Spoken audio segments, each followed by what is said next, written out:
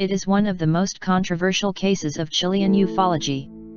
Beings that would have announced earthquakes, natural disasters, and the fall of the Challenger. For more than 2 decades there has been speculation about the existence of the famous Friendship Island. However, until now there is still no certainty of its possible location, nor of the truthfulness of the contacts with the inhabitants of that island. When the story of the so-called Friendship case was first published, a wave of speculation and theories began to circulate. Some argue that it was all about a mental experiment, others say that the hands of the Nazis are behind the case, and most believe that they are extraterrestrial beings who have chosen the southern end as a basis for their operations on Earth. The case is based on alleged radio communications between some people with inhabitants of an unknown island located in southern Chile in the 80s. The protagonists of the story, the Ortiz family, for years maintained contact with mysterious characters with an accent gringo. Octavio Ortiz was the first to tell how this mystery came to be part of. Tradesman by profession, he acquired an 11-meter radio for his communications. We made contacts with these gentlemen who first thought that they were religious or Mormons because of their way of speaking. We played many songs and it never occurred to us to link them with extraterrestrial beings. And to this day I do not have the certainty that they are beings from another planet, said Ortiz. These characters claimed to have an island in the southern south of Chile. Their only contact was a yacht in which they transported machinery and the people who visited them. Even they invited us, several times, but I was afraid. I did not know what we were going to find there, he said. One of the most controversial protagonists of this story is Ernesto de la Fuente, a mechanical civil engineer from the University of Concepcion, who in 1983 claimed to have made contact with the inhabitants who lived on that island in the south. Later he would know that they were members of a congregation called Friendship. In those years, de la Fuente acquired an 11-meter radio station with which he tried to get out of the isolation he was in.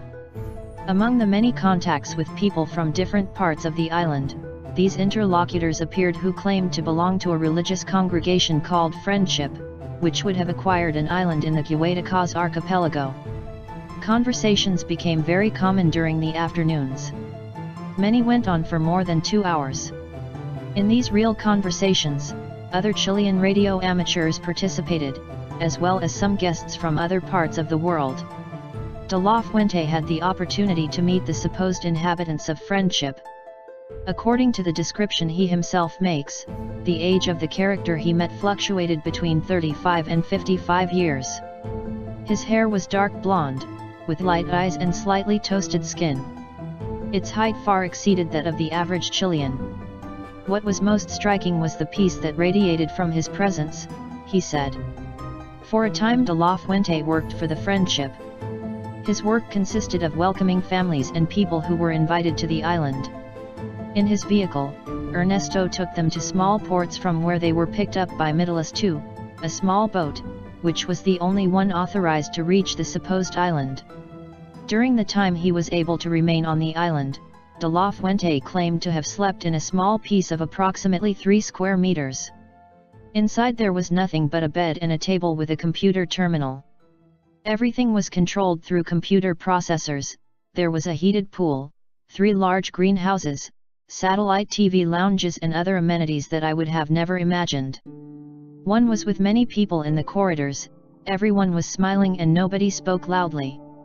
I do not remember seeing a clinic or hospital, he told de la Fuente. Another fact that has given the international impact to the case is that the Friendship would have had the ability to predict things. This is how they would have announced earthquakes, natural disasters, and the fall of the Challenger. It should be remembered that, despite the efforts made by different media, it has not been possible to reach the location of the island. That is one of the main questions raised by those who argue that this story is false. 2 of the expeditions to locate it were made by the Nueva Imagen production company. One with the support of the Navy and the other completely independent. In none of them was it possible to reach the given coordinates. The witnesses claim that they are Nordic beings with a human aspect, but that they would be extraterrestrials. It is said that they speak in Castilian, but with an English tone, and call themselves like the angels, Miguel, Raphael, Ariel, etc. The famous island would be inhabited by men, women, and even children of different ethnicities, who have been invited because they possess a special genetic code. In the area where the mysterious island is supposedly found, UFO sightings, light phenomena in the sea and disappearances of military and fishing vessels are frequent, thus converting the Friendship Island mystery, one of the most fascinating and enigmatic cases related to the UFO phenomenon in America.